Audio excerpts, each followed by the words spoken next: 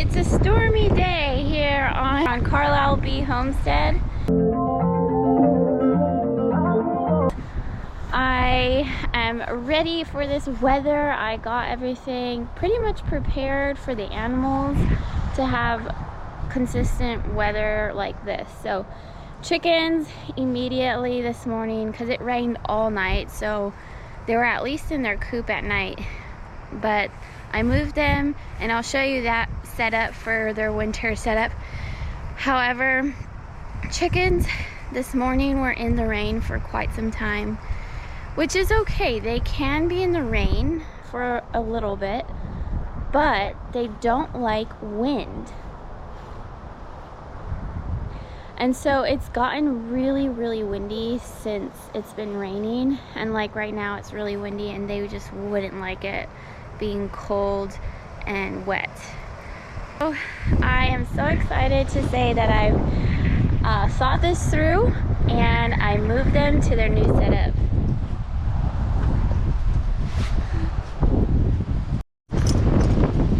It's a very windy day. Ooh, these poor roosters, they don't want to follow me, and they won't let me catch them. I had a heck of a time this morning trying to one by one bring all the hens, because they don't follow me. So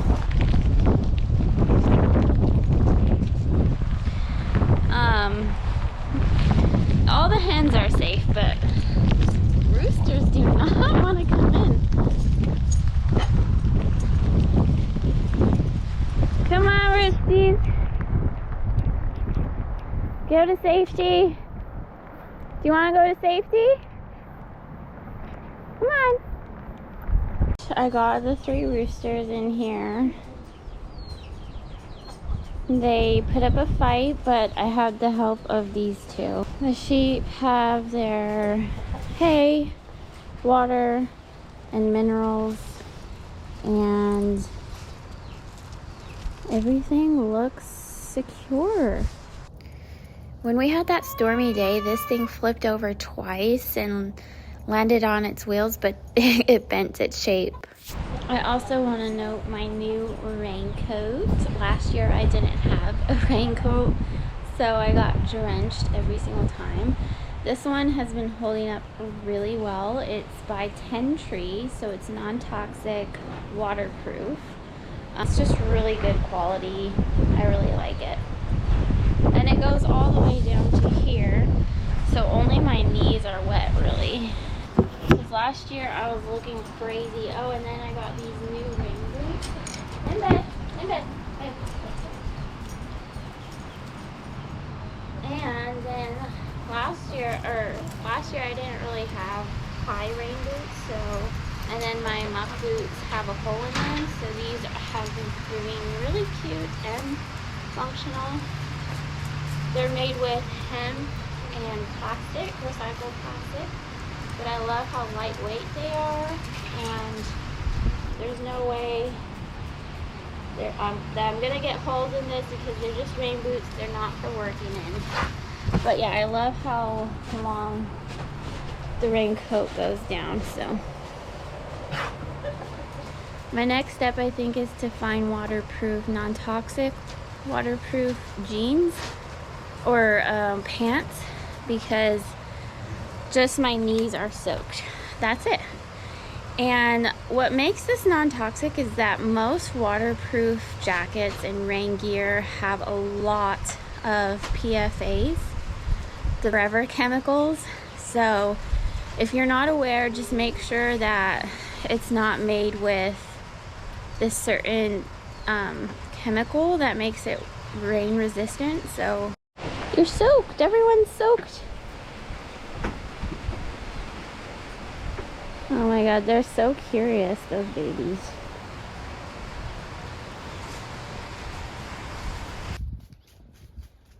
I'm all bundled up. It's not quite winter, but it definitely feels like,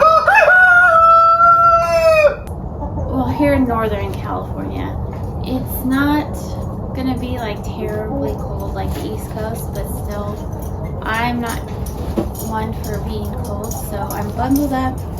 Got the chickens tucked away, bundled up for nasty weather like heavy rains and heavy winds. So they're going to be tucked away in this barn shelter, and they do have the option to go outside, which some of them are, and then some of them are in the coop. So I'm really thankful to have this set up.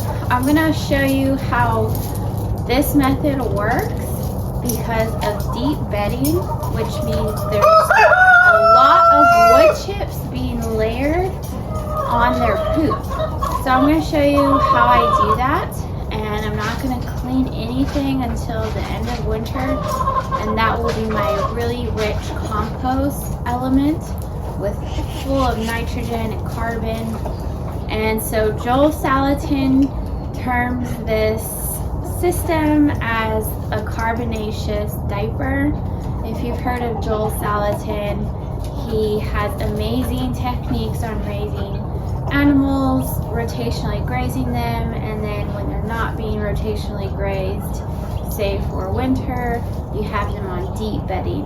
So I'm starting that with the chickens and my sheep, and this is the sacrifice area. I've blocked off the other part of the pasture, so that way they're letting that side rest and they're not grazing on there. And this is the sacrifice area, which does pretty well because a lot of the water irrigates from this part. So there's not going to be too much damage.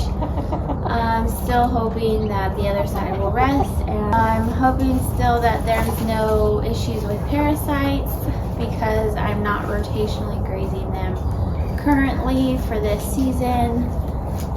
And I have the little chicks out on pasture, and the chickens go out when needed. The sheep are grazing on this sacrificial area. Alright, so let me show you how I deep bed the chicken area. So this coop is a Justin Rhodes design. I bought it on Facebook Marketplace, and I clean it using a grill brush. So I go in and I just kind of scoop off all the poop on the wire.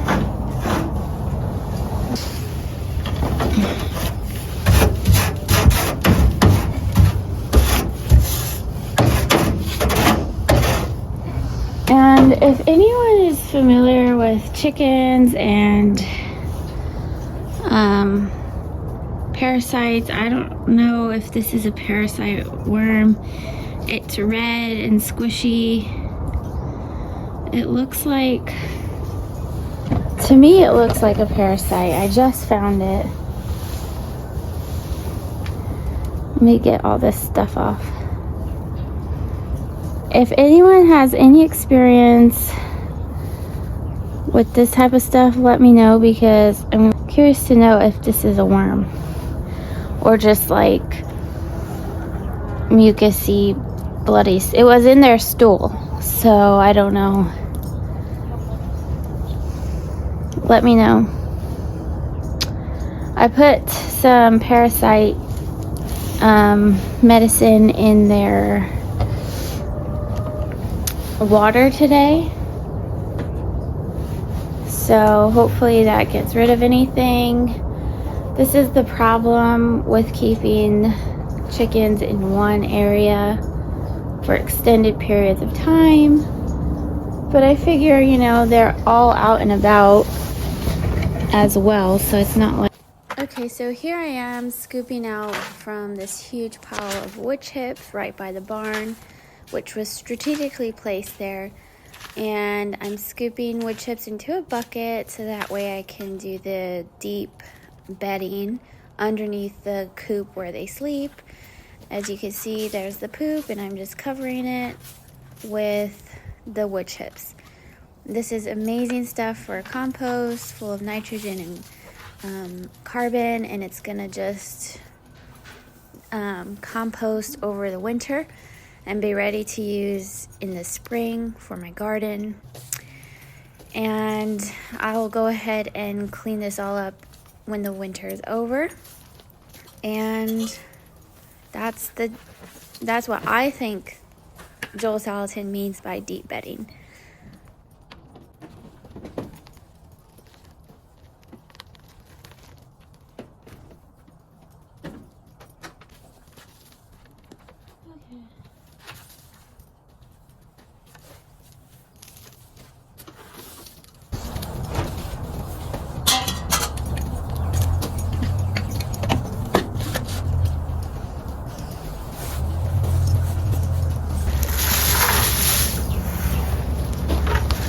The same method goes for the rooter.